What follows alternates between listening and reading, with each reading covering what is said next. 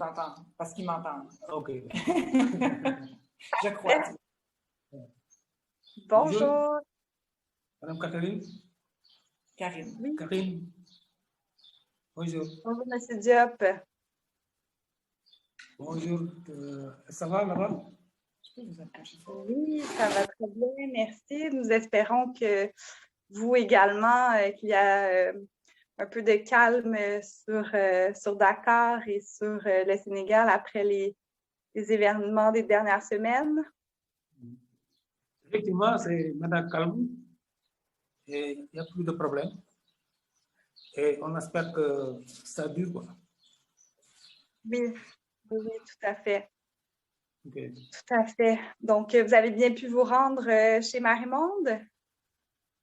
Oui, je suis actuellement ici, dans les locaux de Marie-Monde. Okay. Parfait. Bien, un grand merci à Marie-Monde d'avoir permis la rencontre avec vous aujourd'hui. Merci beaucoup. Et puis, merci à vous, Monsieur Diop, de prendre du temps pour nous. Donc, nous sommes 42 étudiants du cours sur le développement durable et alternatives appliquées. Plusieurs d'entre nous au certificat en coopération solidarité internationale de l'Université de Montréal. Et en fait, bien, comme vous le savez, on souhaitait en apprendre davantage sur l'agroécologie comme outil environnemental du développement durable. Donc, un immense merci d'avoir accepté là, de nous rencontrer, de partager vos connaissances, votre expérience de terrain avec nous. C'est extrêmement apprécié. C'est moi qui vous remercie d'avoir accepté cette invitation. Et j'en profite aussi pour remercier Marie-Monde de la confiance qu'ils ont placée en moi pour venir participer à votre cours. Bon, c'est une contribution. Ce ne sera pas un cours magistral, comme vous savez, vous êtes capable de le faire. Moi, j'ai fait simplement une petite contribution sur l'agroécologie. Les peu de connaissances que j'ai, on va essayer de partager. Je dis aussi merci à Marianne, qui je salue au passage. Donc, merci beaucoup. Voilà. Merci aussi à toutes les étudiantes et étudiants d'avoir accepté que je vienne présenter un peu l'agroécologie telle que nous la concevons ici, enfin, d'une manière générale. Voilà. Je vous remercie toutes et à tous. Merci à vous. Monsieur Diop, dites-moi, est-ce que vous souhaitez que je présente votre présentation à l'écran ou si vous allez le faire de votre côté? On peut le faire ici, si tu veux. On va le faire ici. Parfait. Allez-y. Okay. Attends.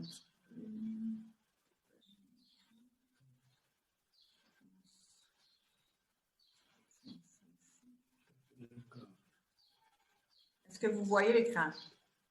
Oui. Vous voyez l'écran? Tout à fait. OK. Bon. Voilà. Quand vous êtes prêts, vous appuyez ici. Comme ça va changer de diapo. OK, d'accord. Bon, donc, merci beaucoup. On va essayer de vous parler de l'agroécologie. Bon, ce sera ma contribution en tant que maître formateur en approchant école des producteurs et en gestion intégrée de la production et des prédateurs. Je vous dis ça, ça fonctionne. Voilà. OK, c'est là.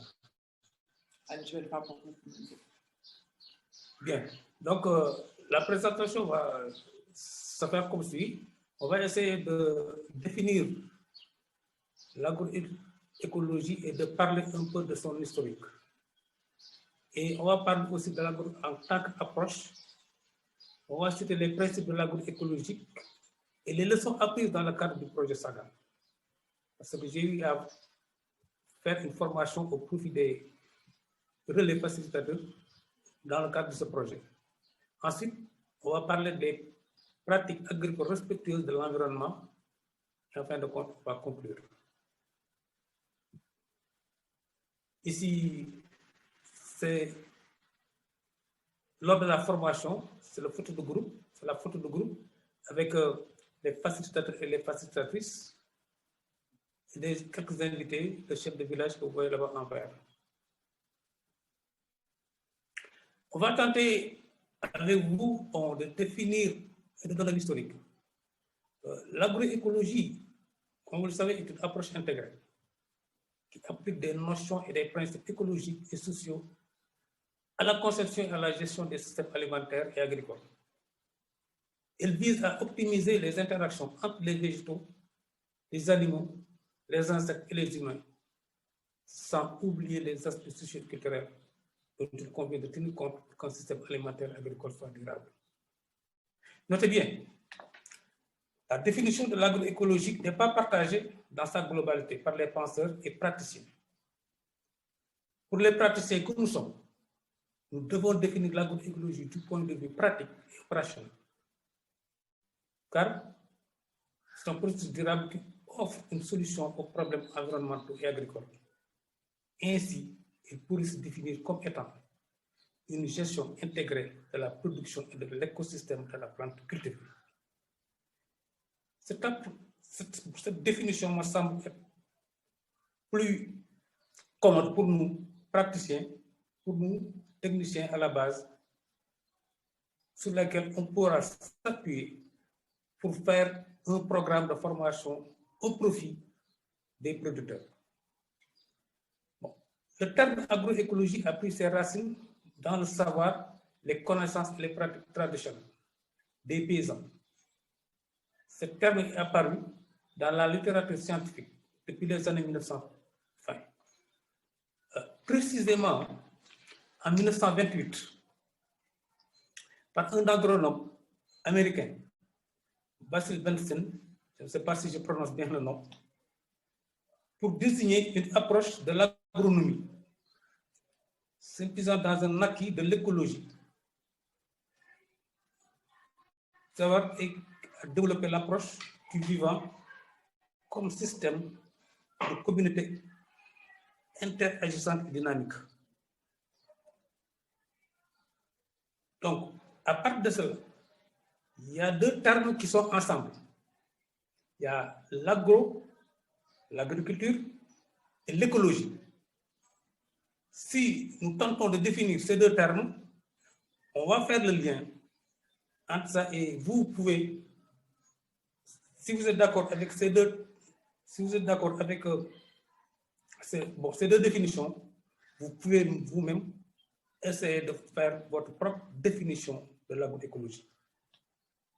Parce que j'ai dit tantôt que l'agronome américain a dit que pour désigner l'approche de l'agronomie s'inspirant des acquis de l'écologie savante qui a développé l'approche du vivant comme système de communauté interagissante et dynamique. Nous y reviendrons, vous allez voir pourquoi. Donc, à partir de ce moment, l'écologie, on dit que l'écologie, c'est une science qui étudie les interactions entre les organismes vivants et leur environnement. Donc, vous voyez que ça recoupe un peu ce que M. Basile avait dit depuis 1928. C'est lui qui a forgé ce nom. Alors, cette définition de l'écologie, donc, on note le mot environnement.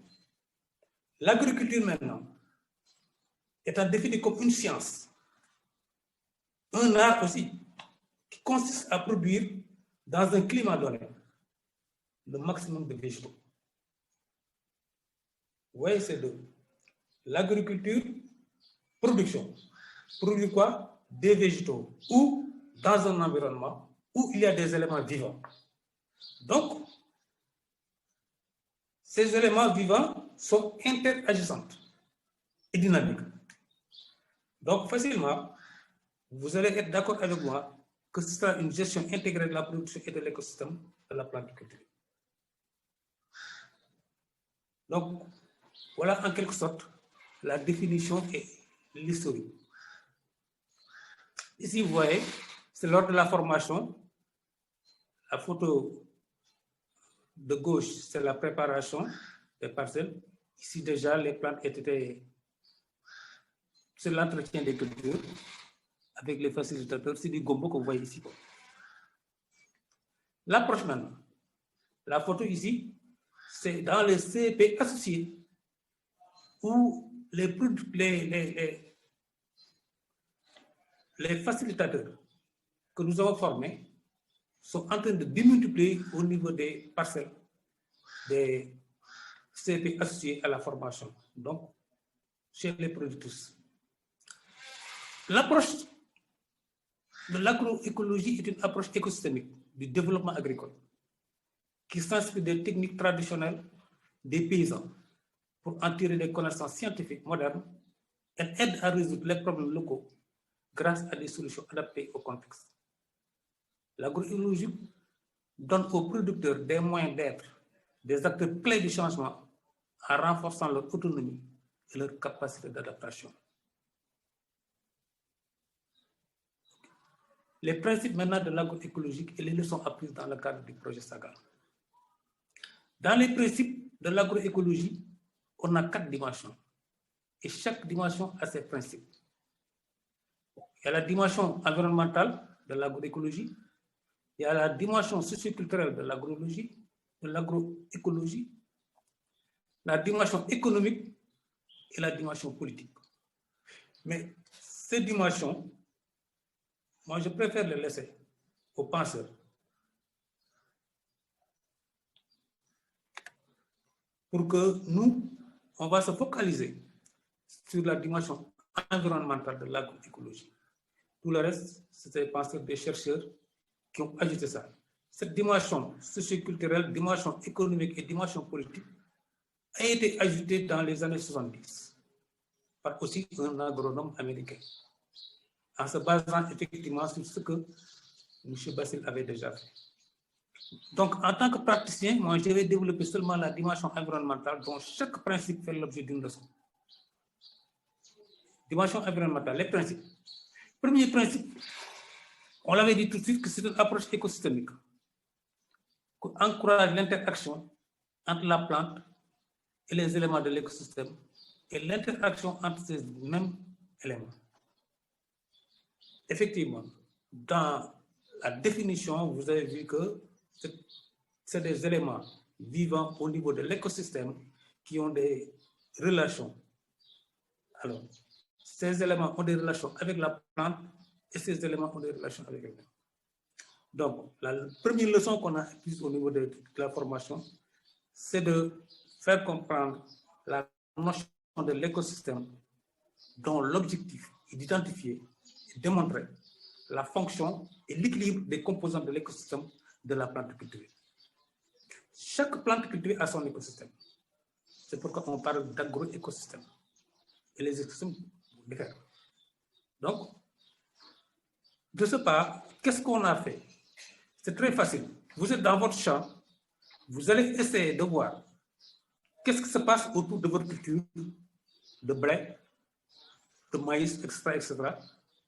Les éléments que vous trouvez, tous les éléments vivants, inertes, le soleil, le vent, l'eau, la température ambiante, les insectes, tout, vous allez vous dire, mais ces éléments-là, qu'est-ce qu'ils font ici?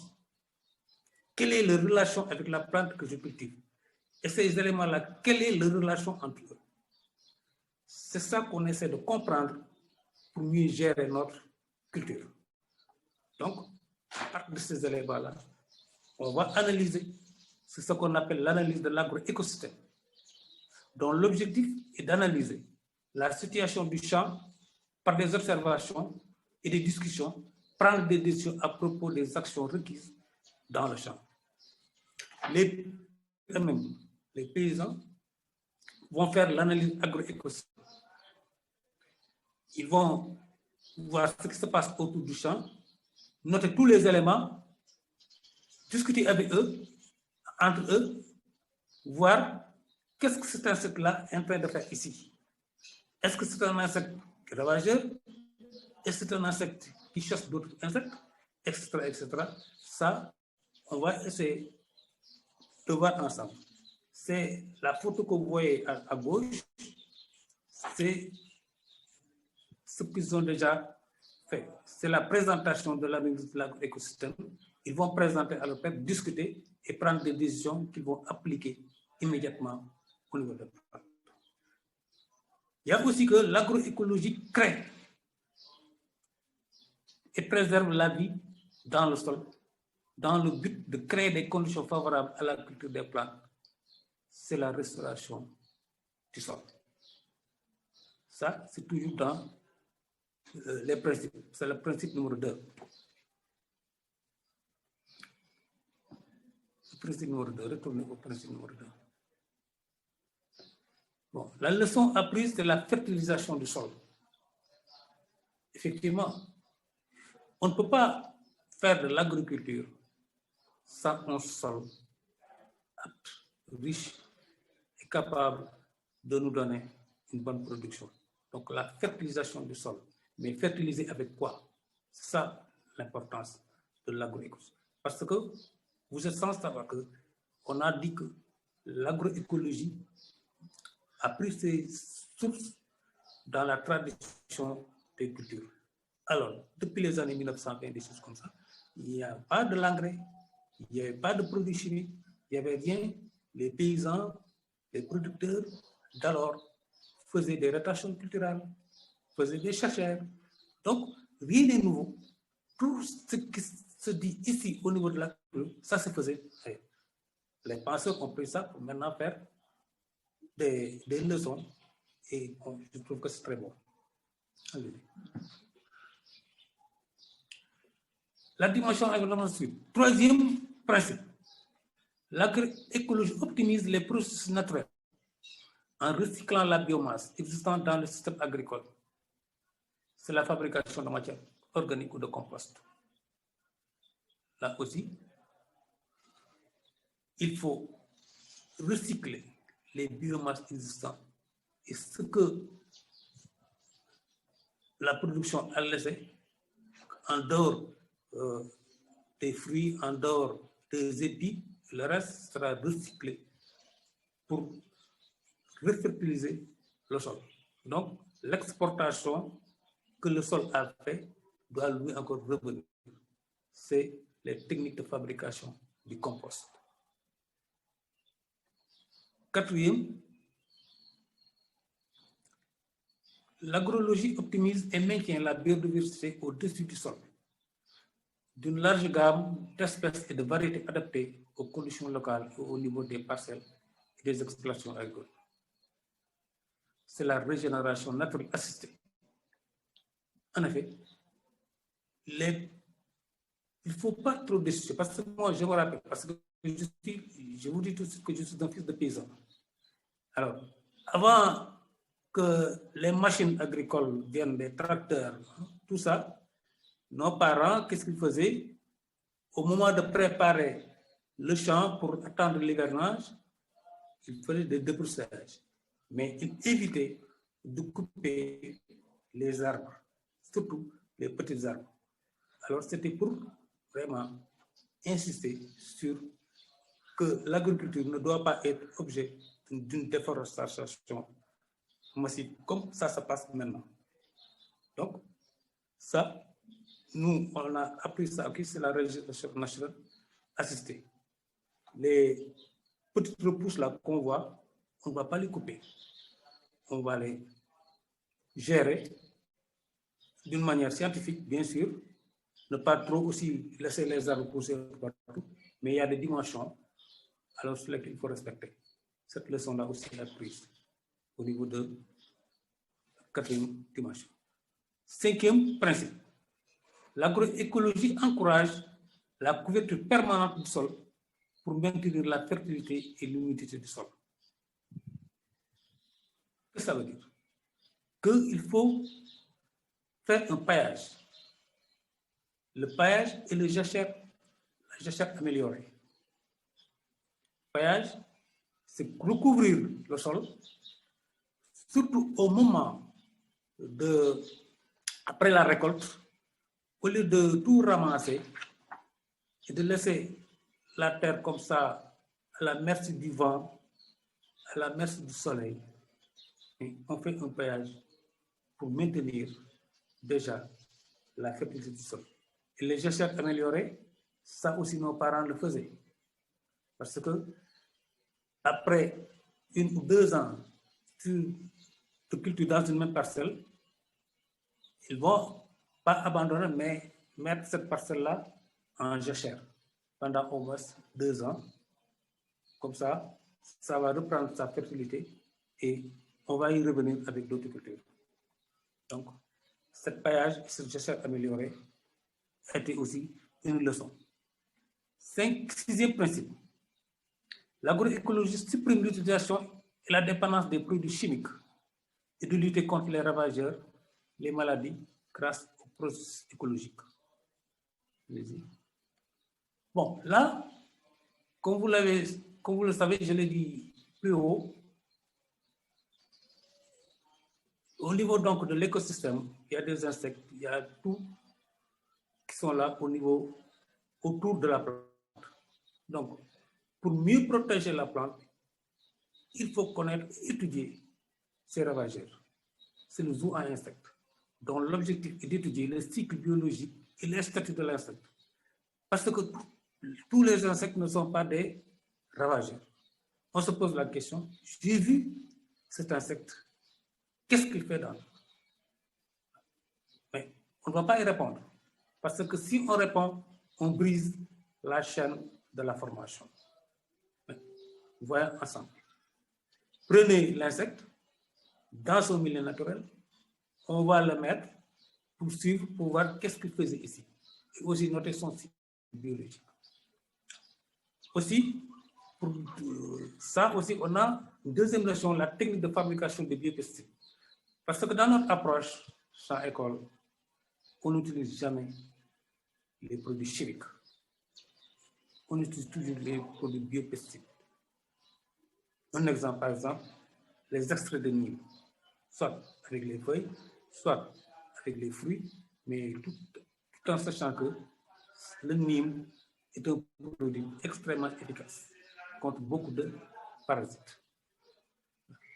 7e principe, l'agroécologie promeut l'adaptation et la résilience aux effets du changement climatique, tout en contribuant à l'atténuation des émissions de gaz à effet de serre.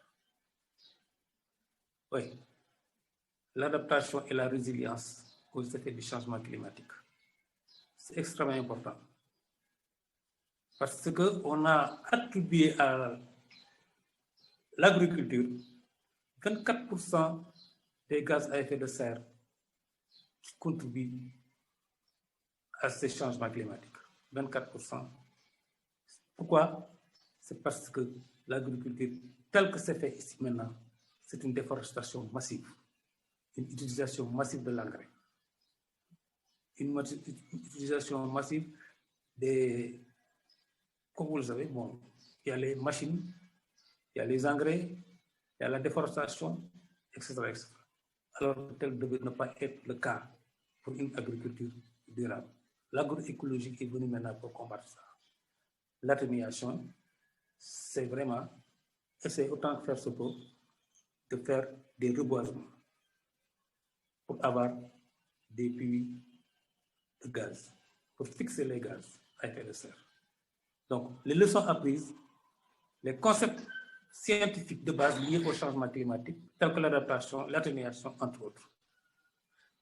On a aussi le changement climatique, causes et conséquences sur l'agriculture. Il faut aussi que les producteurs sachent que le changement climatique, quelles sont les causes, quelles sont les conséquences sur l'agriculture et les techniques de culture d'adaptation au changement climatique. Exemple, une méthode ZAI, qui est une méthode locale issue du Burkina Faso, en Afrique, vraiment qui donne extrêmement des résultats très satisfaisants. C'est ce que vous avez vu dans le cliché avec des trous. Aussi, on les a fait comprendre l'effet de serre. Qu'est-ce que l'effet de serre? Comment ça se passe? Ici, vous voyez en photo, à droite, c'est le sol, c'est la terre qu'ils ont pris sur les débris, sur le dépôt des ordures. Quand vous savez, quand il y a beaucoup de dépôts des ordures, dans les villages, ce sol-là est extrêmement riche. C'est ça qu'ils sont en train de faire, tamiser pour enlever les solides et utiliser ça au fond du trou comme base avant même d'amener du fumier. Ce qu'ils sont en train de faire. Ici, à gauche,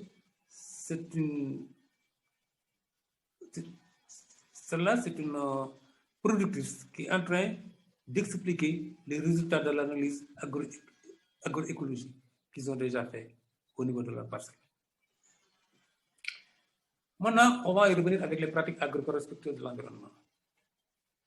Nous citons ici les techniques de bonnes pratiques d'amélioration des systèmes de production agricole respectueux de l'environnement. Comme je l'ai dit, le Zaï ou Tassa, qui est une méthode traditionnelle qui nous vient du Burkina Faso, qui a son importance parce que déjà, on peut l'utiliser dans les terres quand les terres arrivent, parce qu'il faut creuser. Tassa ou Zaï veut dire en langue morée de Burkina Faso, prendre le devant. Donc, ils n'attendent pas que la pluie vienne. Ils viennent, suivant les courbes de niveau, creuser des trous et mettre leurs produits. Comme ça, ils vont non seulement économiser l'utilisation de la matière organique qui se traduit en tonnes à l'hectare, alors avec ces trous-là, sera localisé. Et ça peut se faire même avec les grades de culture tels que le mil. Le paillage aussi, c'est une très bonne pratique d'amélioration des systèmes de production. Les gestes améliorés, je l'ai dit, le compostage, l'association des cultures, ça aussi, on le faisait à l'époque. Quand nos grands-pères faisaient cultiver du mil, à l'intérieur, ils faisaient des niébes. Pourtant, ça fonctionnait très bien. Maintenant, la science a démontré l'importance des oléagineux dans le sol avec les azotobactères pour capter l'azote de l'air. Les haies vives, les brise-vents, la protection des cultures avec des produits biologiques tels que le nil, le phosphate extra, etc. Voilà, donc j'arrive à la conclusion. Donc je dis que par sa dimension environnementale, l'agroécologie aide à la création des systèmes alimentaires sains et non polluants, qui offrent un accès sûr et varié à la nourriture. Et la meilleure façon de vulgariser et de promouvoir l'agroécologie, c'est de s'appuyer sur l'approche champ école des producteurs introduite et adoptée par la FAO. Je vous remercie de votre attention. En attendant vos questions, vous allez voir ici, ça c'est la période de récolte, c'est le gombo. Là, c'est les femmes avec le bassin. Bon, ici, c'est l'arrosage. Est-ce que vous voyez au milieu là les trous? Donc, il y a une économie de l'eau. Surtout dans un milieu où il n'y a pas beaucoup d'eau. Avec cette méthode-là, on va économiser l'eau, on va économiser la matière organique. Ici, c'est l'initiation à l'agro-écosystème. Bon, on est en train de leur montrer comment le faire. Ici, c'est la récolte. Là, c'est la récolte. Ici, c'est la fin de la formation avec les certificats que Mère Emmanuel a bien voulu octroyer aux producteurs et productrices. Je vous remercie. J'attends votre question. Merci infiniment, M. Diop. C'est vraiment très intéressant. J'ai plusieurs questions qui me viennent en tête, mais je vais laisser la priorité aux étudiants. Puis si jamais il n'y a pas de questions ou il y a un essoufflement ou un épuisement des questions, je vous poserai les miennes. Donc, mesdames et messieurs, est-ce que vous avez des questions pour M. Diop? Bon, je vais briser la glace, puis je vais laisser les questions venir à vous. Donc, M. Diop, est-ce que vous avez vu dans les dernières années, les derniers mois, un changement au niveau de l'intérêt pour l'agroécologie? Est-ce que, selon vous, il y a vraiment un momentum, une mouvance pour l'agroécologie? depuis quelque temps? Effectivement, ici, maintenant, l'agroécologie, hein, c'est la mode. C'est la mode un peu partout. Pour vous dire que nos braves femmes ici au Sénégal, pratiquement, font tous de l'agroécologie. Parce qu'ils font ce qu'on appelle les jardins de cases. À partir de rien du tout, des pneus, à partir des bassines, ils vont faire pousser des plantes dans leur propre maison pour pouvoir récolter. C'est déjà un pas extrêmement important parce que c'est très facile pour eux. Bon, ils n'ont pas besoin d'aller sortir ailleurs. Bon, ils vont ramasser ici des pneus, ils vont ramasser par là pour des conteneurs sur lesquels ils vont mettre du fumier, un peu de sable, remuer et cultiver. Donc, ça, c'est déjà un acquis et ça prolifère. Aujourd'hui, si vous rentrez au Sénégal, dans la zone des Niayes, où vraiment la culture maraîchère est extrêmement importante là-bas, on n'utilise plus l'engrais, encore moins les pesticides. D'ailleurs, il y a beaucoup de gens qui ont profité de cette là pour créer dans la chaîne des valeurs des kiosques uniquement où l'on cultive ce qu'on appelle des cultures biologiques. Ils l'appellent comme ça. C'est des cultures bio. Donc, à ce niveau-là, il n'y a pas de problème. OK. J'avais peut-être une autre question, parce qu'on voit souvent que l'un des freins ou l'une des préoccupations des producteurs, c'est de cesser d'utiliser justement les pesticides ou les engrais chimiques. Ils craignent de diminuer la productivité de leur récolte. Ils sont un peu réticents à le faire. On l'a vu dans certains exemples au Sénégal, en Afrique, mais aussi en Inde. Donc, de votre côté, est-ce que c'est quelque chose que vous avez vécu dans le projet? Avec le projet, mais oui, bon, dans le cadre de la formation, il y a ce qu'on appelle les champs écoles associés à la formation, même au-delà de ça. J'ai mal compris les. Hein? J'ai mal compris le mot lait. Les productrices. Oui. Les productrices des villages qui ont eu à bénéficier de la formation sont en train actuellement de développer ce système. Okay. Si vous prenez le Pandjeno, par exemple, et Dounian, Taroch, hier seulement, ils m'ont appelé pour nous dire qu'ils ont actuellement mis en place des haricots, de la tomate, extra. Mais tout ça en se basant sur la méthode ZAI qu'ils ont déjà appris. Et ça a été vraiment formidable. Actuellement, tous les villages environnants là, sont en train de se connecter, comme je peux le dire comme ça. OK. Donc, il n'y a pas eu nécessairement jusqu'à maintenant de réticence. C'est en cours, puis ça se déroule bien jusqu'à maintenant, c'est ce que je comprends. De réticence, s'il y en a, peut-être c'est au niveau de l'agrobusiness. L'agrobusiness, peut-être, parce que l'agrobusiness aussi est en train de se développer au Sénégal d'une manière exponentielle. Et d'ailleurs, les petits producteurs s'en plaignent. Actuellement, on a une production extraordinaire de pommes de terre chez nous, mais les producteurs n'arrivent pas à écouler leur production. Pourquoi? Parce qu'il y a les grands producteurs, les agrobusiness, qui en font des quantités extraordinaires. Et le gouvernement les a privilégiés de vendre d'abord avant que les petits producteurs ne vendent. Alors, notre problème, c'est qu'on a un système les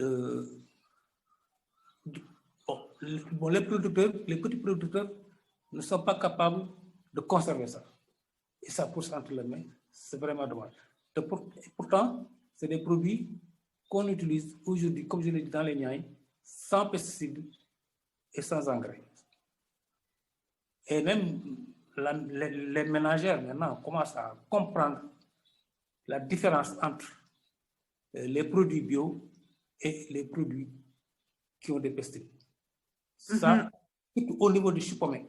Parce qu'ici au Sénégal, avec le tchèbou, comme vous le savez, on utilise beaucoup de chupomé.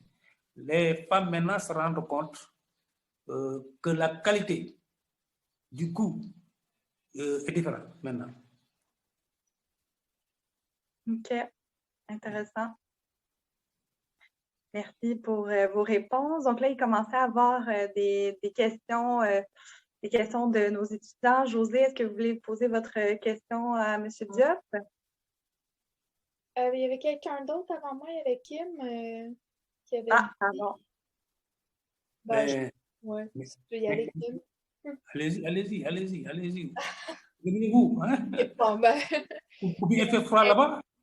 Non, mais je voulais juste pas qu'on perde la question à Kim, mais bon, je vais y aller. Je vais juste dire, dans le fond, ma question, c'est de savoir, ce serait quoi, selon vous, la différence entre l'agroécologie et les savoirs traditionnels? Selon moi, c'est comme on utilise les techniques ancestrales. Donc, ce serait quoi? Est-ce que c'est juste une question de sémantique, de terminaison, ou c'est dans le partage des connaissances et la preuve scientifique qu'on a fait de ces savoirs-là?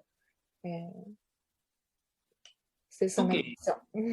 Entre l'agroécologie et les traditions ancestrales, il n'y a pas de différence.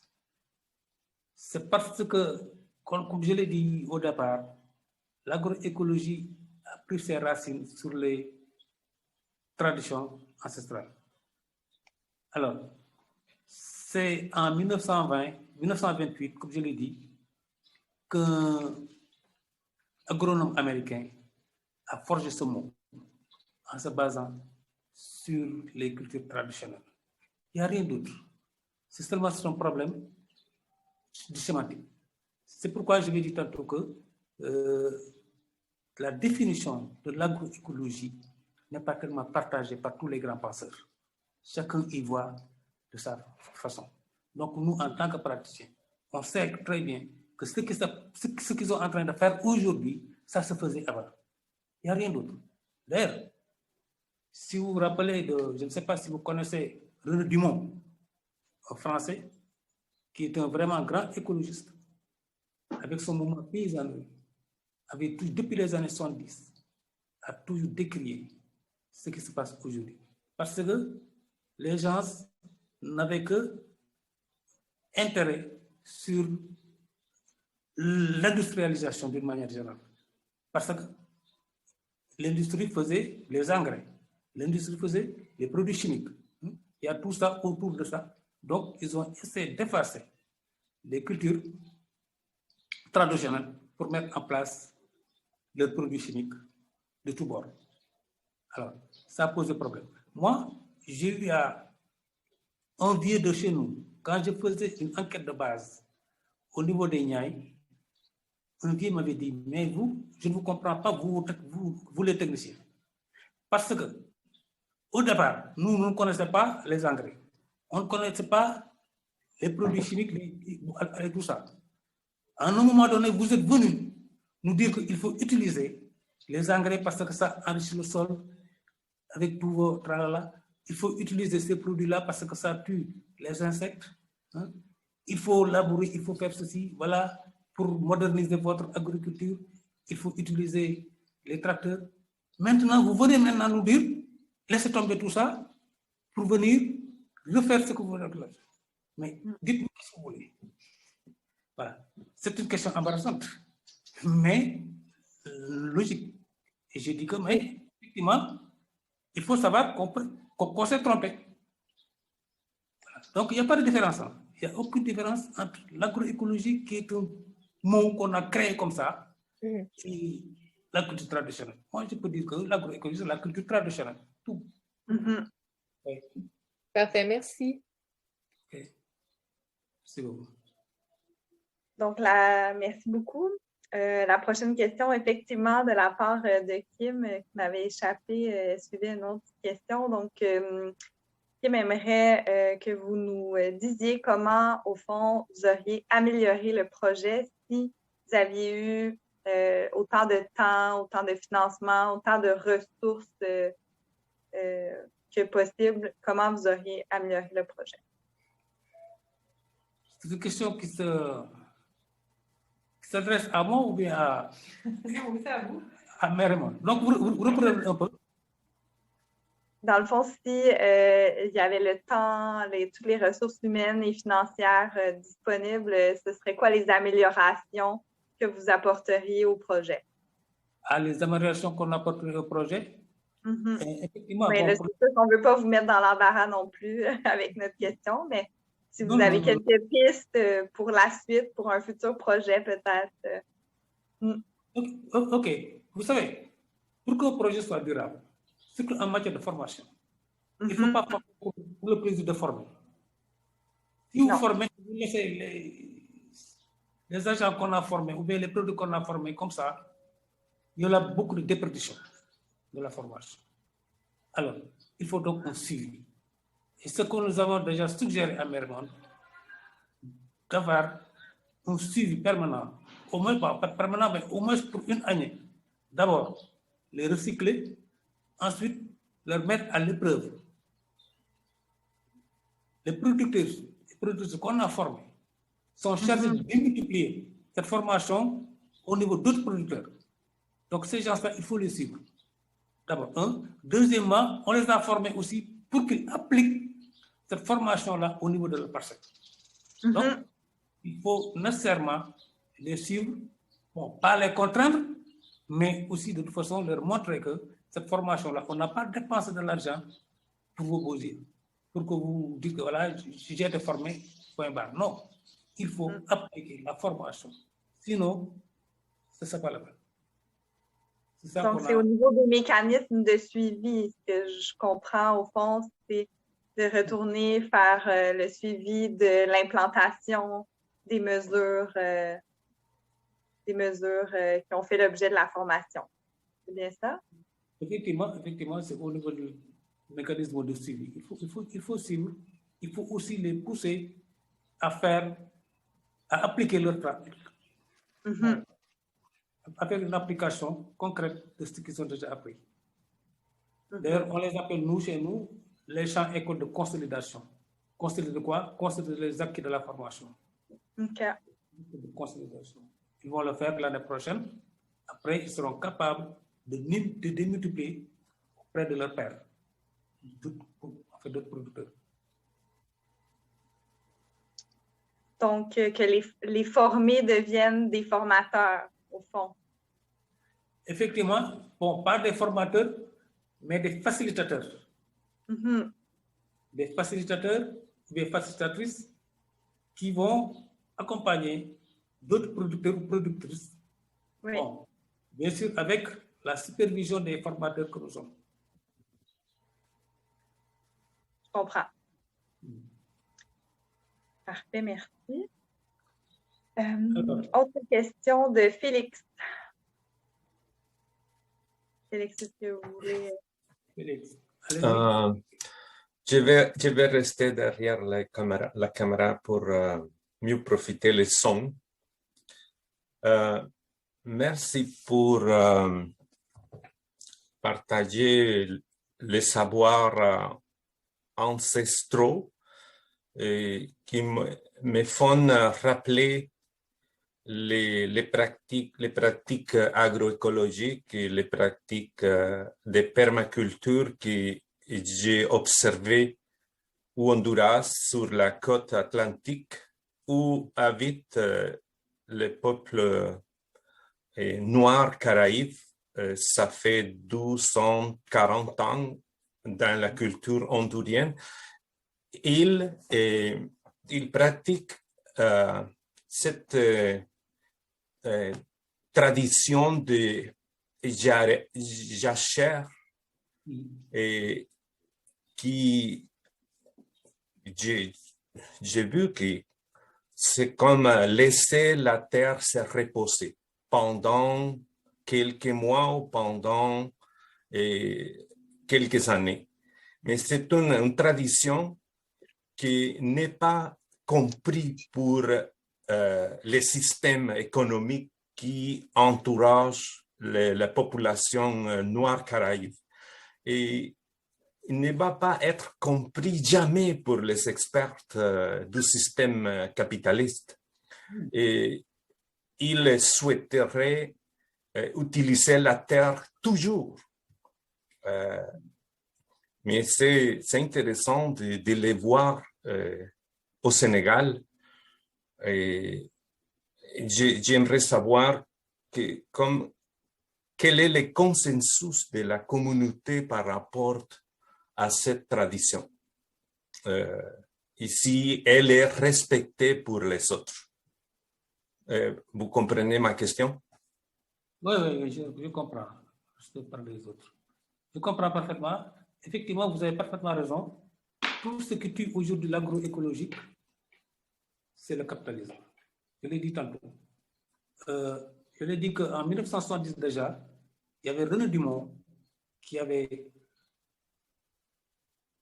parlait de ça et qui nous avertissait. C'est pourquoi il a écrit son fameux livre-là, L'Afrique noire est mal partie. Ça a été un boom. Les gens ne comprenaient pas pourquoi il a dit ça. Parce que l'Afrique noire était en train de laisser tomber sa tradition en matière d'agriculture. Les jachères dont tu parles là, nos grands-parents le faisaient. Maintenant, il y a un problème effectivement avec la pression démographique. Avec la pression démographique, pratiquement, il n'y a plus de parcelles agricoles. Tout est morcelé pour les habitations. Moi qui vous parle, je suis de Thiès. Un jour, je suis sorti de Thiès pour aller vers Fandène, un village à côté tous de Thiès. À l'époque, quand j'étais jeune, il n'y avait aucune habitation. Mais en Thiès et Fandène, les cultures, j'ai vu tellement de bornes, j'étais vraiment sidéré. Qu'est-ce qui se passe? Parce qu'effectivement, les gens ne pouvaient pas. Il y a la pression démographique un peu partout. Les gens n'utilisent plus les parcelles pour la culture, mais pour les habitations. Le peu maintenant de parcelles qui restent, on a fait une culture intensive. Et c'est ça le drame. Les gens font maintenant une culture intensive avec la grande industrialisation. Surtout que maintenant, au Sénégal, je l'ai dit tantôt, il y a une arrivée massive des agrobusiness qui nous viennent d'Europe, qui viennent cultiver pour alimenter le pays. Ils ne cultivent pas pour le Sénégal. Parce qu'il y a des périodes dans lesquelles, en Europe, on ne peut pas faire certaines cultures. Cultiver pour exporter. Bon, donc c'est un peu difficile. J'ai compris votre question, que ça va être très difficile, mais avec des projets, comme Projet Saga et d'autres projets, et maintenant, la FAO en est conscient que maintenant, il faut tout faire pour conscientiser les producteurs des villages que l'agroécologie est leur salut. Bon, ça va être une lutte de grandes années, mais on peut y arriver. Parce que déjà, je l'ai dit tantôt, dans les Niayes déjà, on a des avancées. Et les Niayes, tout le monde sait que c'est le grenier en matière de fruits, en matière de légumes pour le Sénégal. Je crois que j'ai bien répondu à votre question, non? Oui, merci beaucoup. Okay. Merci, M. Diop. Puis effectivement, hier, justement, on assistait à la conférence d'Alain Olivier sur la révolution agroécologique. Puis, il nous apprenait une statistique effarante que 58% de la production alimentaire mondiale était gaspillée, mais c'est en partie en raison, effectivement, du capitalisme, au fond, où certaines productions sont jetées pour des questions de quotas, alors qu'il y a 900 millions de personnes dans le monde qui ont faim. C'est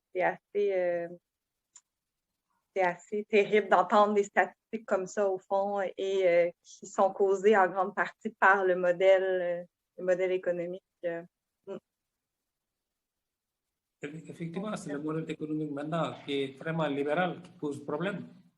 Parce que si vous vous rappelez un peu, le grand débat au niveau de la France, enfin de l'Europe d'une manière générale, sur l'utilisation d'un produit chimique, pesticide, je crois que c'est le glyphosate.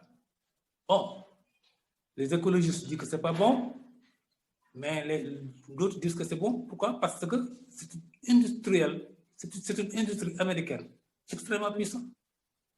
Avec un lobby, effectivement, derrière. Alors, ça pose problème partout dans le monde. Mm-hmm. On avait aussi une question de Kofi. Oui. Oui, Monsieur Diop, merci pour votre présentation. Parlant des impacts économiques, l'objectif de l'agroéconomique est certes d'améliorer les conditions de vie des producteurs en termes d'autonomisation et de réduction de la pauvreté à long terme. Donc, quels sont les impacts du projet, les impacts économiques du projet, de vos projets en termes d'autonomisation des producteurs productifs? OK. L'impact économique du projet.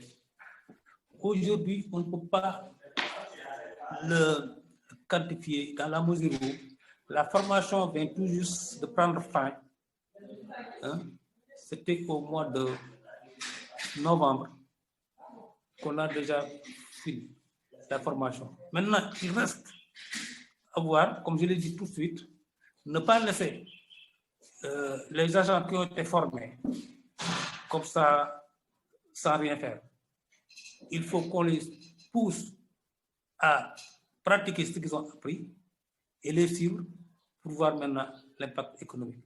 Mais en tout état de cause, lors de la formation, dans le cadre de la formation des formateurs dans les champs, comme le gombo que vous avez vu ici, on a effectivement fait une analyse économique pour voir la rentabilité en faisant la différence entre la pratique paysanne et la pratique qui a été recommandée par la recherche, mais toujours en se basant sur l'analyse de l'agroécosystème.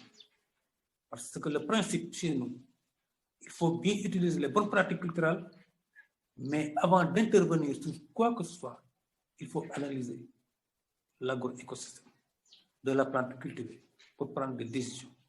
À ce niveau-là, on a eu de très bons résultats que les producteurs et producteurs ont déjà appréciés. Parce qu'on a fait, comme je l'ai dit tantôt, faire une analyse économique en voyant un peu tout ce qui est le taux de rentabilité des deux parcelles. Et le taux de rentabilité, la meilleure, c'était au niveau des parcelles que les bonnes pratiques culturelles ont été adoptées. Donc, à ce niveau-là, c'est un premier pas. C'est un premier pas pour mesurer l'impact. Maintenant, il reste que cette formation-là doit être démultipliée au niveau du projet dans d'autres pays. C'est en ce moment-là seulement qu'on va suivre et pouvoir mesurer l'impact économique du projet. Okay, merci beaucoup. OK, merci beaucoup. Parfait. Je pense que votre réponse répond aussi à la question de Kim. Il y avait Evelyne qui avait la main levée, mais je ne sais pas si c'était pour la question sur l'accompagnement du gouvernement. Donc, effectivement, le gouvernement accompagne le projet. Ça avait été confirmé par Marianne. Merci beaucoup. Donc, Evelyne, est-ce que vous aviez une autre question pour M. Diop? Oui, bonsoir Karine. Bonsoir. Oui, j'ai une question pour M. Diop. Oui. Je voudrais savoir, je voulais d'abord le féliciter pour la présentation et puis le travail qu'ils font. Merci. Mais j'ai juste un problème avec les projets qu'on développe généralement en Afrique. Ce sont des projets qui sont, je veux dire, sublimes, parfaits, magnifiques, mais on ne les documente pas. On ne les documente pas et on laisse d'autres personnes conter notre histoire à notre place. Ok. Et du coup, après, celui qui compte l'histoire, il le compte comme étant le propriétaire de l'histoire. J'ai entendu des questions du genre, est-ce que l'agroécologie, c'est les ancêtres, c'est des cultures ancestrales? Oui, ce sont des cultures ancestrales. Mais on ne les documente pas. On laisse d'autres personnes le faire à notre place. On laisse d'autres personnes donner les bonnes pratiques que nous faisons et les consigner dans des documents à notre place. Et le monde a tellement évolué aujourd'hui que si on veut laisser, par exemple, ce genre de pratiques-là à nos enfants, on veut les dupliquer, on veut les rendre uniformes, il faut apprendre à les documenter et les partager au monde. Et je ne sais pas en termes de divulgation, de vulgarisation, qu'est-ce qui est fait dans ce projet?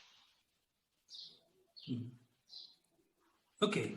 Vous avez parfaitement raison en disant qu'on laisse les autres écrire à notre place. Effectivement, je vous ai parlé tout de suite tantôt de René Dumont qui sillonnait l'Afrique. Moi-même, je l'ai reçu là où je travaille à la SAEP, la Société d'aménagement des terres sur la riziculture. Alors, je l'ai reçu dans ma zone d'intervention. Mais à l'époque, ce qu'il disait m'intéressait bien sûr, mais nos dirigeants déjà le rejetaient. Et ça, c'était dramatique. Donc, c'est un problème politique. C'est un problème politique et problème sociaux, culturels, qui ont fait que, surtout politiques, qui ont fait que les gens ne s'intéressaient pas à cette agroécologie, qui était déjà une agriculture ancienne. Nos agronomes qui sont formés en Europe, malheureusement, ne pensaient que autre chose qu'à écrire ou bien faire des recherches, malheureusement. Donc, c'est pourquoi l'agroécologie aujourd'hui, je l'ai dit tantôt, a des dimensions. J'ai dit qu'il y a la dimension environnementale que j'ai essayé de développer, mais il y a la dimension socioculturelle, la dimension économique et la dimension politique. Ces trois dimensions-là sont prises en charge par l'agroécologie. Et heureusement qu'une organisation comme la FAO l'a bien compris. Et que maintenant, au Sénégal, l'approche champ école sur laquelle se base pour démultiplier ça, on essaie au moins, la FAO a tout fait pour que le gouvernement du Sénégal adopte ça d'une manière officielle et que dans tous les projets de développement, s'il y a une formation, ça doit passer nécessairement sur les champs écoles des producteurs, qui n'est d'autre qu'une approche de formation participative basée sur l'agroécologie. Donc, à terme, bon, c'est trop tard, mais bon, je ne sais pas que c'est trop, mais à terme, on finira par écrire quelque chose. Parce que le projet dont vous parlez là aujourd'hui, les rapports qu'on a fait, la FAO en a fait beaucoup de notations pour nous demander de mieux repenser notre équipe pour que demain, au moins, qu'ils puissent capitaliser ça par des écrits clairs pour dire que voilà, Mer et Monde, le projet Saga a fait ceci au niveau de la zone de l'air. Ça va venir, mais c'est dommage que, politiquement parlant, les gens ne sont pas encore impliqués. Mais, je l'ai dit tantôt, cette dimension politique est prise en charge par l'agroécologie. Je ne sais pas si je peux rajouter. Oui, tu me permets, même si je suis dans l'ombre. Oui, allez-y. Bonjour. Alors, je suis Isabelle Demers, je suis la directrice terrain de Mer et Monde Sénégal. Donc, avec M. Diop, on a élaboré le projet ensemble, le projet de Marie-Monde là, au niveau de la formation des facilitateurs en champ-école dans le Léard. Le projet Saga, c'est beaucoup plus grand que le projet que vous avez vu là, au niveau de la JPO virtuelle que nous, on a fait. Donc, c'est 4 axes différents. Et c'est une multitude de partenaires québécois, mais aussi de partenaires locaux sénégalais, tout comme le gouvernement. Donc, il y a différents niveaux de structure. Donc, nous, on s'intègre dans un axe qui est le volet des OCI. Chaque OCI fait des projets qui répondent finalement à l'objectif du grand projet dans son ensemble, dont Marie-Monde fait partie des bénéficiaires, des partenaires, je dirais. Donc, il y a la FAO Sénégal qui participe vraiment concrètement. Ils ont une coordination locale. Donc, c'est des Sénégalais qui sont là et qui sont là pour capitaliser justement les leçons apprises. Donc, quand on écrit un rapport, c'est lu par des Sénégalais, la FAO Sénégal, c'est lu par Rome et ils vont faire un document de capitalisation là, dans les prochaines semaines ou mois qui va être disponible sur leur site web, entre autres. Donc, il y a quand même des gens du Sénégal ici qui sont impliqués, outre monsieur, par exemple, nous-mêmes, que ce soit Mme Sec ou M. Diop, les communautés avec lesquelles on travaille. Il y a des gens ici, des acteurs. On a aussi une communauté pratique. D'ailleurs, on a eu une réunion hier où tous les acteurs sont invités, les acteurs du développement international québécois avec la FAO, mais nos partenaires aussi qui travaillent en sécurité alimentaire, à échanger sur soit des projets qu'on a ou des meilleures pratiques. Et donc, ça nous permet justement de mettre en lumière, par exemple, certains projets, pas seulement Marie-Monde, mais des projets du SOCI, des projets de Secours des Vies, des projets de différents partenaires. Et ce n'est pas juste les organisations québécoises qui présentent. Hier, par exemple, c'était le CNCR, qui est une organisation sénégalaise, qui a présenté, par exemple, leur succès. Donc, je pense quand même que c'est en train de... Je veux dire que c'est pas juste d'autres gens qui parlent ou qui capitalisent, mais je pense que les savoirs locaux, les gens du Sénégal, par exemple, sont en train de capitaliser et de faire connaître et d'écrire pour eux-mêmes leurs connaissances là, et leur savoir. Donc, je voulais juste rajouter ça, que c'est beaucoup plus grand que le volet dans lequel on est impliqué, nous, Marie-Monde, et particulièrement M. Diop, le projet dans son ensemble. Et qu'il y a quand même ce volet spécial Sénégal, donc FAO Sénégal, qui est vraiment un acteur important dans Saga. Voilà. Mm-hmm.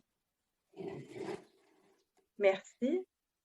Puis si je peux me permettre de bonifier aussi, c'est vrai que souvent, les projets ou les histoires à succès ne sont pas nécessairement racontés par leurs principaux acteurs, mais je pense que l'agroécologie en tant que telle, c'est peut-être un cas spécial où vraiment dans les fondements, dans l'idéologie même de l'agroécologie, il y a toute cette notion de partage des connaissances qui est très ancrée, de transmission des savoirs. Vos photos aussi, M. Diop témoignait bien de cette transmission-là sur le terrain, mais c'est extrêmement bien documenté, comme Isabelle et vous nous avez rassuré sur le sujet. Puis chaque projet dans toutes les régions du monde font un peu la même chose avec leur instance régionale de la FAO et il y a une banque de données aussi qui est disponible sur le web pour documenter tous les projets et ces projets-là étant documentés par les acteurs terrain. Donc vraiment intéressant qu'on remette au centre des projets leurs principaux acteurs et leur savoir. Donc, merci Evelyne pour la question. Merci Isabelle et M. Diop pour vos réponses. On avait encore des questions, là, on vous garde avec nous. Avez-vous encore quelques minutes? Oui, il n'y a pas de problème, hein, si vous avez des questions.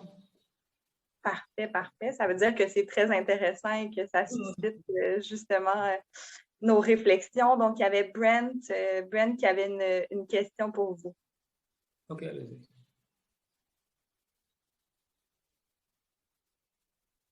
Donc, je vais peut-être la poser pour Brent. Brent, est-ce que vous êtes en mesure de la poser ou je la pose?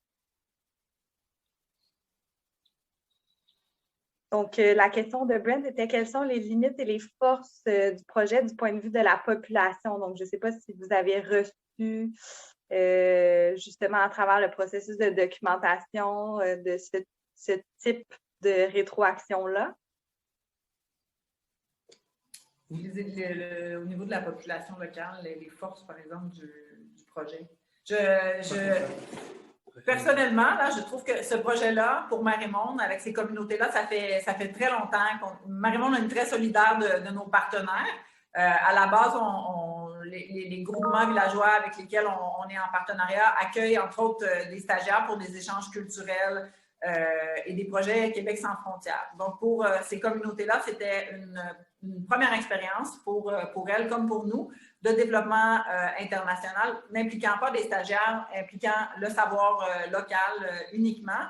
Et ça a été vraiment un succès parce que ça répondait à leurs besoins. On avait discuté ça avec eux depuis. Et dès le départ, en fait, les communautés se sont mis comment je peux dire ça? Ils se sont mis en œuvre. Et par exemple, il y a un village avec lequel on ne pouvait pas, à l'origine, faire un champ-école producteur, donc où les facilitateurs apprenaient à leurs collègues agriculteurs, parce qu'il y avait un problème au niveau de l'accès à la terre, donc de la terre qui aurait aussi un accès à l'eau depuis un certain temps avec le village. Et de par la motivation de vouloir avoir son propre champ dans le village, les jeunes se sont mobilisés avec les femmes et ils ont trouvé un champ. Pendant qu'il y a eu l'intermède COVID, je dirais, qui nous a forcés à arrêter les activités. Et pour moi, déjà, ça, c'est un succès. C'est de voir à quel point ils étaient engagés, ils avaient envie d'apprendre avec M. Diop, avec Anta, et de redonner encore aujourd'hui dans ce champ-là. Donc, justement, ils ont trouvé un très grand champ, je dirais. Ils continuent à cotiser et ça continue encore. Je suis allée dans la communauté cette semaine. Et les femmes sont encore là à cultiver des laitues, des oignons et tout ça. Donc, pour moi, ça, c'était déjà, juste pour avoir fait ce projet-là, c'est un succès de les avoir vraiment, de les voir aussi mobilisés auprès de leur communauté et engagés là, dans ça. Après ça, je peux vous laisser la parole parce que je suis en train de prendre beaucoup de place. Non, la question, quand vous revient, de toute façon, c'est pour appuyer ça parce que le village dont elle parle, c'est le village de Bugnan. Bon, actuellement, effectivement, ils sont en train de cotiser pour acheter de l'eau et mener leurs activités de culture maraîchère. Et comme pour dire qu'elles sont très engagées parce qu'elles savent qu'en appliquant les méthodes culturelles et ce qu'ils ont déjà appris, ils peuvent s'en sortir facilement. Donc, oui, déjà, il y a un premier impact au niveau donc, des populations. Voilà. Parfait. Merci. Merci. On avait deux autres questions. Une autre question de Félix. Allez-y. Et par rapport aux femmes, dans les photos que nous avons vues, les femmes sont omniprésentes. On sait les rôles que jouent les femmes dans l'agriculture et la production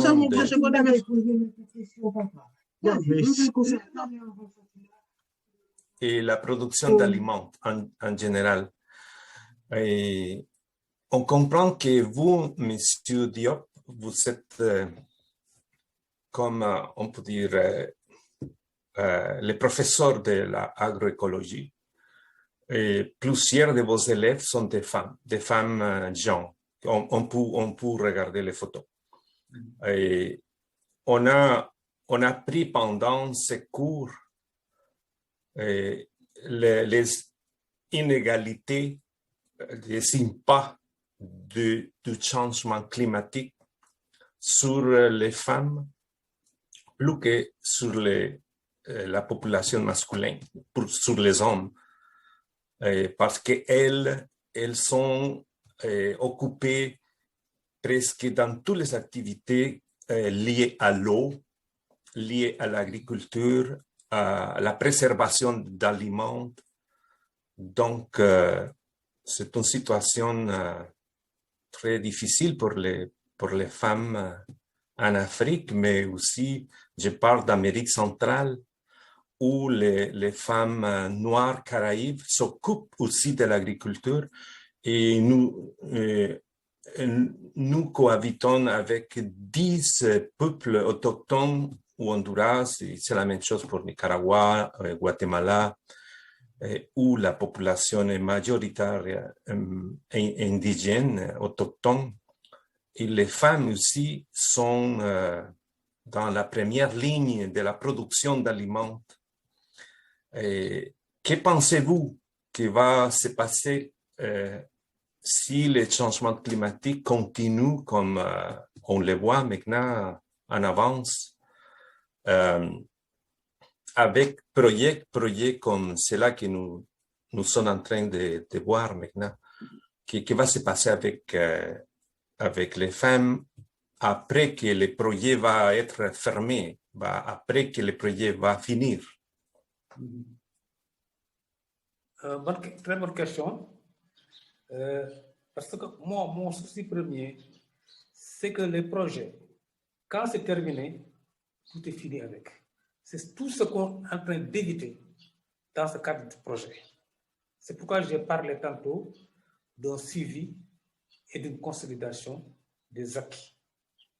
Il faut nécessairement que si le projet se termine aussi, que les femmes puissent continuer leurs activités maraîchères. Ici, si vous voyez qu'il y a beaucoup de femmes au niveau de la formation, c'est parce qu'au Sénégal, les grandes cultures d'hivernage sont occupées par les hommes. Parce que les femmes n'ont pas accès à ces grandes terres d'hivernage. C'est très difficile. Mais les femmes s'occupent principalement des activités maraîchères pendant la contre-saison. C'est pourquoi vous voyez qu'elles sont pratiquement plus nombreuses que les hommes. Pour maintenant, les conséquences avec le changement climatique sera moins dramatique au niveau des cultures maraîchères. Parce que, comme je l'ai dit tantôt, les cultures maraîchères, c'est de petits terrains sur lesquels on peut gérer beaucoup de choses. En appliquant d'une manière très stricte les principes de l'agroécologie, on peut s'en sortir. C'est un peu différent de la grande culture pluviale, que s'il ne pleut pas, vraiment, il y aura un énorme problème. Donc, au niveau des cultures maraîchères, il y a d'abord, je l'ai dit tantôt, les petites parcelles, les cultures maraîchères de maison. Il y a aussi le micro-jardinage qu'on développe, qui est très développé, surtout au niveau urbain. Dans les grandes villes maintenant, dans les terrasses, vous voyez les micro-jardins qui prolifèrent un peu. Donc, tout ça, ce changement climatique n'aura pas tellement d'impact pour les femmes au niveau des cultures maraîchères. Ça, je peux vous le rassurer, quoi. Effectivement, comme vous le dites, le développement, c'est les femmes. Le développement aujourd'hui, c'est les femmes, surtout ici en Afrique. Parce que nous, avant d'entamer le projet, on a fait une enquête de base, ce qu'on appelle une enquête de base, pour voir quelles sont les activités journalières et saisonnières dans le village des hommes, des femmes et des jeunes. Tout ça pour mieux asseoir comment on va organiser cette formation en tenant compte des réalités locales. Mais les résultats étaient là. Les femmes sont beaucoup plus occupées, tant en contre-saison, tant en hivernage. Et même pour les cultures, les grandes cultures, et qu'elles ne possèdent pas de terre, mais elles sont impliquées.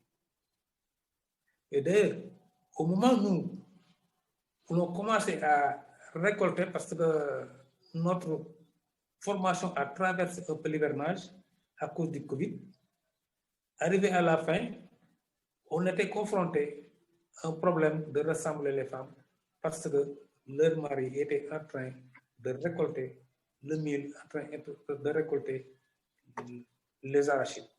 Donc, ce problème de battage-vanage revenait aux femmes.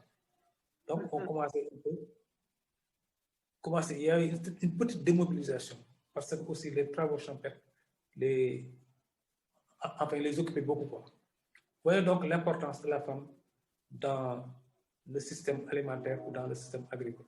Mais pour l'impact, il n'y aura pas d'impact, surtout au niveau des cultures maraîchères, avec les micro-jardins et les jardins potagers. Parfait, merci. Puis juste pour le bénéfice des étudiants, lorsque vous parlez d'hivernage, au fond, on parle de la saison des pluies qui dure 3 à 4 mois, c'est bien ça? Oui, la saison des pluies. L'hivernage, c'est la saison des pluies, qui dure que pratiquement avec le changement climatique, hein, c'est aléatoire. C'est aléatoire, c'est pas évident. Hein. Il y a quelques comme par exemple cette année, on a une année vraiment pluvieuse. Hein. La pluviométrie était au rendez-vous dans le temps et dans l'espace. Mm-hmm. Mais qu'est-ce qui va se passer l'année dernière? Je le sais. Ce qui s'est passé les années d'avant, c'était la catastrophe. Cette année, c'est comme ça. Donc, oui. Mais en tout état de cause, ce qui peut nous sortir de ça, c'est les cultures maraîchères avec les petits producteurs. Et maintenant, les gens l'ont tellement compris qu'il y a l'agrobusiness qui s'installe.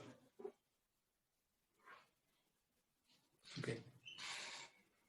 Parfait, bien, merci beaucoup pour cette réponse. Je pense que ça répondait la précédente réponse, en fait, là, au niveau de la stratégie de pérennisation. Vous l'avez abordée, c'est une des questions d'Evelyne, et je pense qu'il ne nous restait qu'une seule question de la part d'Olivier. Oui, merci Karen, merci M. Diop pour votre présentation. Bravo. J'ai appris beaucoup de choses. Moi, ma question est autant, mes collègues ont quasiment posé toutes les questions. Je voulais peut-être rebondir sur le point de la documentation concernant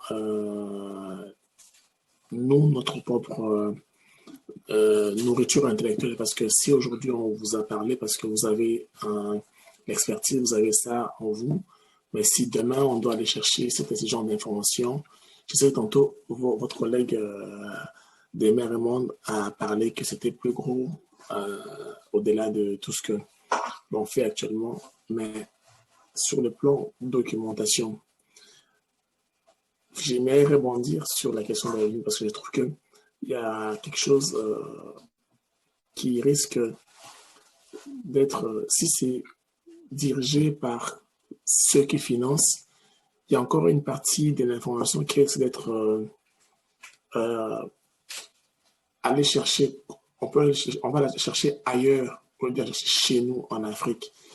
Comment est-ce qu'au niveau du Sénégal, on peut aller chercher ce genre d'informations, où est-ce qu'on peut aller chercher ce genre d'informations au Sénégal?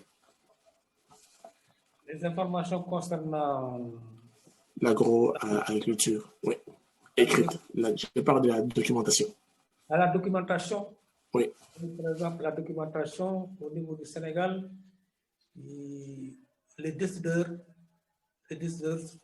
politiques ont déjà un plan de développement de l'agriculture écologique. Bon, j'ai vu ça, je ne l'ai pas lu, mais j'ai vu ça dans certaines documentations. Donc, pour vous dire qu'aujourd'hui, l'État a pris conscience de ce fait qu'ils sont en train maintenant de rédiger des documents sur l'agroécologie. Maintenant, sur les résultats, peut-être je pense que c'est les résultats dont vous parlez, les résultats de certains projets. Oui. Bon, malheureusement, c'est ceux qui financent les projets, qui font, parce que c'est leur propriétaire intellectuel, en tout état de cause. Parce que les résultats, on leur donne ça. Nous sommes des formateurs. On a un réseau national de formateurs en approchant école, agréé et reconnu par la FAO. Donc, toutes les formations sur ce plan-là passent par nous. C'est pourquoi la FAO nous a mis en contact avec Mers et Monde.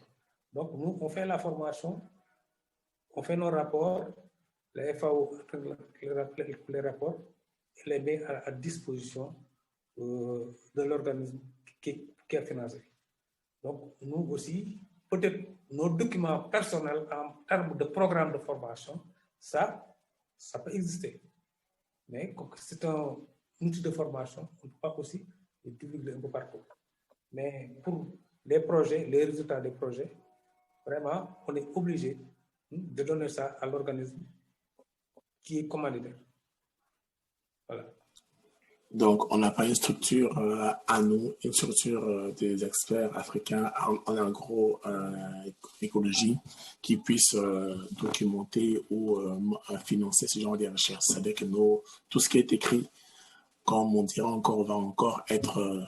ça serait que les financiers puissent ouvrir, mettons au Sénégal, je parle du Sénégal, au Sénégal, des bibliothèques, des centres de lecture pour aller s'informer de ces recherches de l'information sur l'agroécologie, mais ça va être signé que ça leur appartient.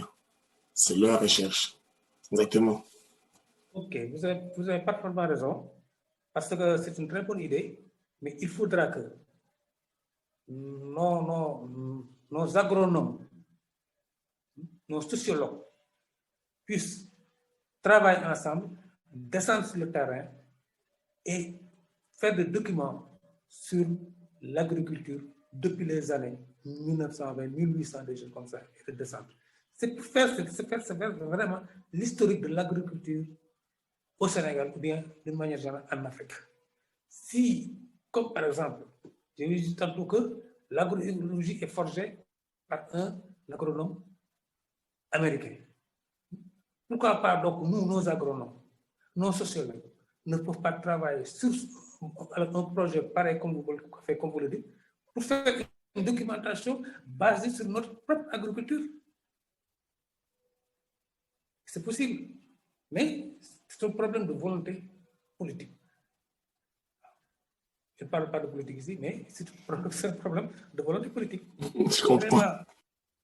Si vraiment l'État du Sénégal veut avoir une documentation de ce genre, comme ils l'ont fait avec l'histoire du Sénégal depuis les années 1700 jusqu'à nos jours, il y a un groupe d'historiens qui sont en train de plancher sur ça, mais s'ils le font pour l'agriculture, ils vont faire des documents extraordinaires. Merci. Merci beaucoup pour votre question. Merci beaucoup. Merci. Alors, je pense que ça fait le tour Ah non, il y avait une nouvelle question. Kim. Ça va être notre dernière question, au fond. Oui. Kim, est-ce que je la pose pour vous? Ah, si vous voulez, là, je peux la faire là, cette fois-ci, si vous m'entendez. Oui. C'est ça. Dans le fond, je me demandais, les gens de la population qui se sont impliqués pour apprendre de nouvelles connaissances, je me demandais si vous aviez observé un peu pourquoi, à la base, ils s'étaient impliqués dans le projet. Est-ce que c'était dans l'optique, mettons, d'améliorer leur revenu parce que leur terre n'était pas assez productive?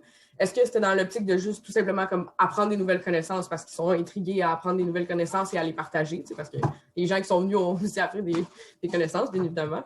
Ou s'il y avait comme peut-être une autre raison qui ne m'était pas venue en tête du pourquoi, parce que je trouve ça quand même intéressant, parce que si on veut partir des projets, ben, c'est bien important de s'assurer que ce soit pour la population, donc de savoir un peu c'est quoi le point de vue d'intérêt des populations locales pour le projet. Ok, bon, je crois que sur ce point-là, il y aura deux réponses.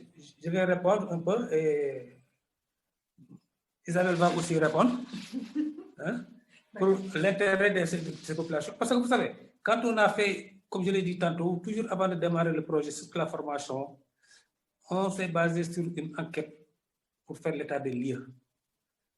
Quel a été le problème?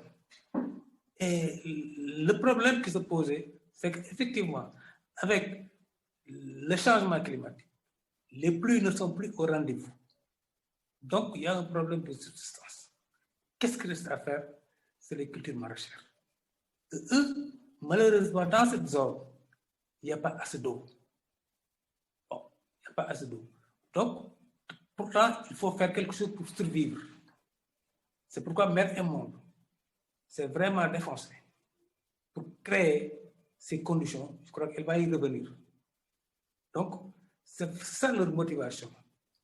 Pour voir comment faire, dans ces conditions-là, produire quelque chose pour nos besoins alimentaires et éventuellement vendre l'excédent. C'est ça leur motivation première. Et ça a été sorti lors des enquêtes de référence. Oui. Bon, j'ai été appelée par M. Diop, c'est pas moi qui veux. Mais donc, dans le projet, là, il y a des motivations, c'est sûr, des gens qui se sont inscrits, mais il y avait aussi des critères, en fait. Donc, il y avait, comme vous avez peut-être compris, il y avait 2 niveaux de formation. Donc, on a formé des facilitateurs. Donc, ces facilitateurs-là devaient avoir la motivation et la disponibilité d'abord pour participer à toute la formation, parce qu'eux, ils vont détenir cette habilité, pas juste au niveau agricole, puis avec des nouvelles techniques adaptées au changement climatique, mais aussi au niveau d'animer des adultes. Comment on fait pour leur démontrer, par exemple, les aider à apprendre des nouvelles connaissances. Donc, ils ont aussi appris ça. Donc, il fallait quand même qu'ils aient cette motivation-là de vouloir retransmettre ces connaissances-là à leur population. Et on leur a demandé, nous, dans nos critères, d'avoir un certain niveau d'alphabétisation. Ceci étant dit, ils pouvaient prendre des notes dans n'importe quelle langue, même en langage, faire des dessins, juste parce que si tu veux, après ça, donner des cours, il faut que tu aies toi-même un peu des outils pour te rappeler de ce que tu dois donner. Donc, je pense qu'il y en avait beaucoup qui voulaient retransmettre, il y avait cette motivation-là de retransmettre à leur communauté des connaissances qu'ils avaient apprises. Les femmes agricultrices qui ont participé, bien, je pense que comme tout le monde avait la motivation que M. Diop vous a nommé, c'est-à-dire de pouvoir trouver une activité génératrice de revenus. On avait aussi un intérêt pour les jeunes, parce que pour les jeunes, c'est pas facile de trouver des emplois et d'avoir accès à la terre.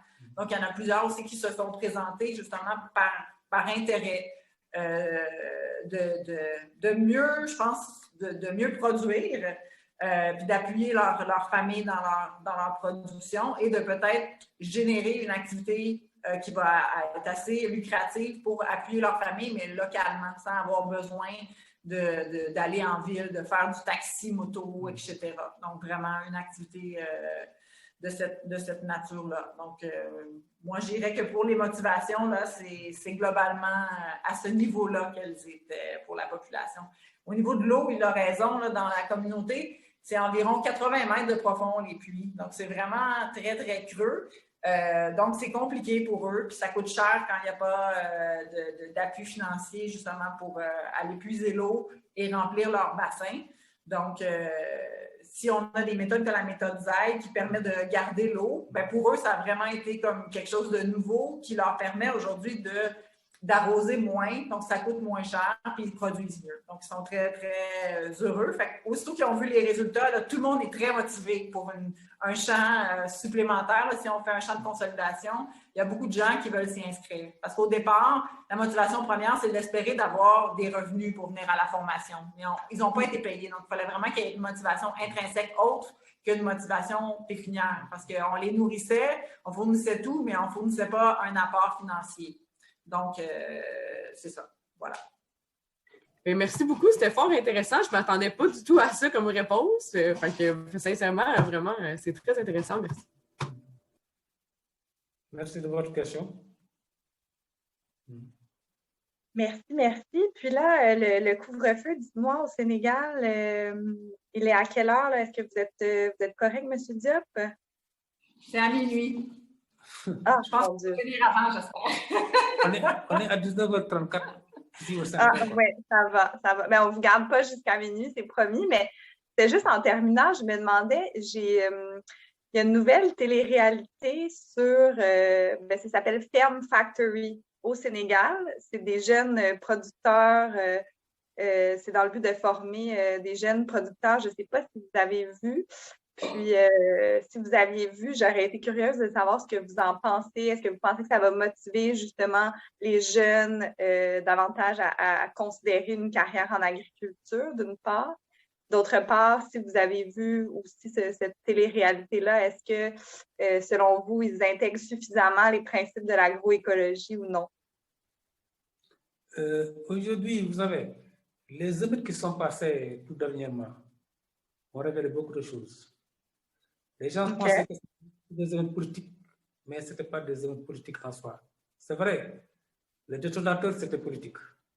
Mais c'est un problème d'emploi des jeunes. Alors, le gouvernement en a pris conscience, heureusement. Aujourd'hui, ils ont lancé un très grand programme qui est financé par, je crois que la Banque africaine de développement à coût de milliards pour mettre en place des pôles d'agriculture dans les départements. Alors, ils ont invité aujourd'hui les jeunes à s'inscrire dans une plateforme. Tous ceux qui sont intéressés, qui ont un projet d'agriculture, surtout au niveau de la culture maraîchère, sont priés de s'inscrire. Ils vont bénéficier tous donc d'un projet. Donc, vous voyez, ça commence à bouger. Maintenant, qu'est-ce que l'État va faire pour les accompagner en termes d'agroécologie? C'est là où la FAO pourra intervenir auprès du gouvernement pour leur montrer que si vous voulez que cette agriculture-là, ce que vous êtes en train de dépenser pour les jeunes soit durable, hein, il faut passer par l'agroécologie. Nous aussi, avec le travail qu'on a déjà fait avec Mère et Monde, qu'on a déjà fait avec d'autres structures comme l'ANCAR, qui est nationale quand même, alors les gens sont en train de démultiplier ça. J'ose espérer que le gouvernement ne va pas financer comme ça l'emploi des jeunes dans le cadre de l'agriculture sans pour autant tenir compte de l'agroécologie. Je crois que ça va venir. Donc, ça nous donne vraiment une belle note d'espoir pour la suite. Ah, Isabelle voulait intervenir. Bon, pour la télé, vraiment, là, je n'ai pas entendu quoi. Non, la télé-réalité, bon, ben on va regarder ça, puis on va voir ce qui en découle. J'ai mis le lien dans le chat si jamais ça vous intéresse d'aller voir. Il y a un reportage sur la télé-réalité, puis il présente le réalisateur. Donc, vous pourrez aller voir si ça vous rend curieux. OK. Bien, je pense que c'est tout pour nous. Je voulais vous dire un immense merci. Ça m'a ramené un peu au Sénégal. Je suis partie, en fait, en catastrophe un peu du Sénégal le 9 mars 2020, l'année dernière.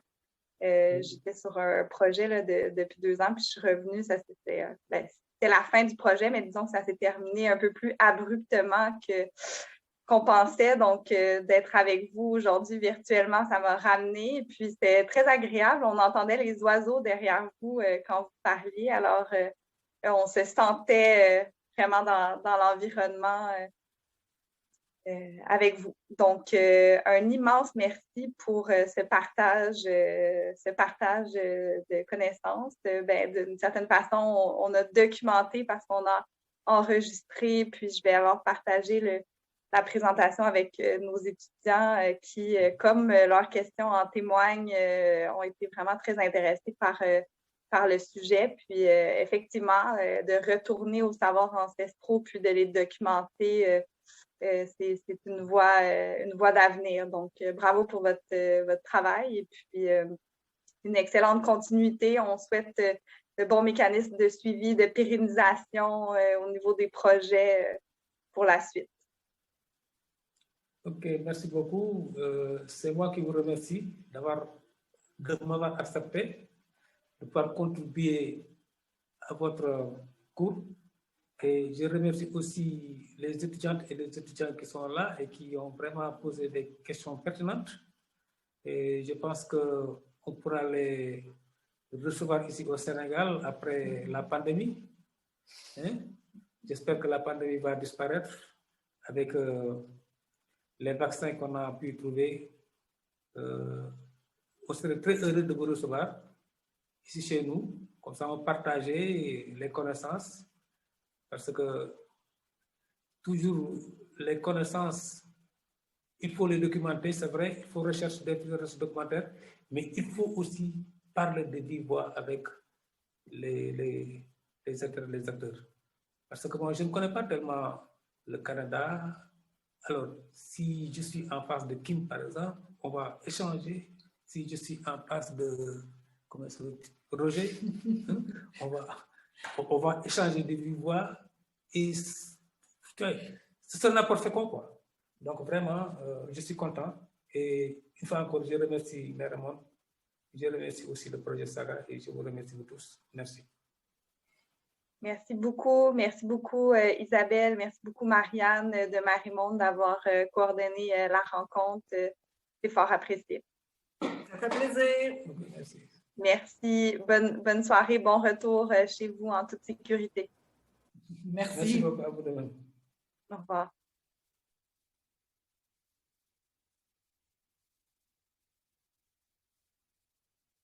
Bon, ben, c'était fort intéressant, n'est-ce pas?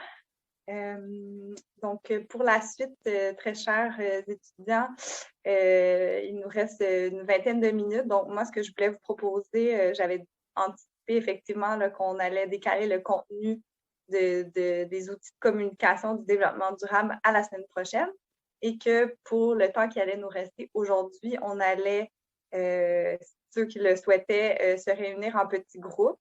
Donc, est-ce que je vous dispatche, peut-être vous pouvez prendre 2-5 minutes, aller prendre une petite pause. Pendant ce temps-là, moi, je vous dispatche dans vos groupes, dans des salles sur Zoom. Puis ceux qui peuvent rester, restent. Puis ceux qui doivent quitter ou qui n'ont pas besoin de se réunir, ben, vous quittez. Ça vous convient pour la suite?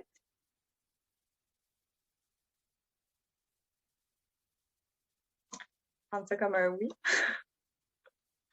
Il y en a qui ont déjà commencé à quitter. Là.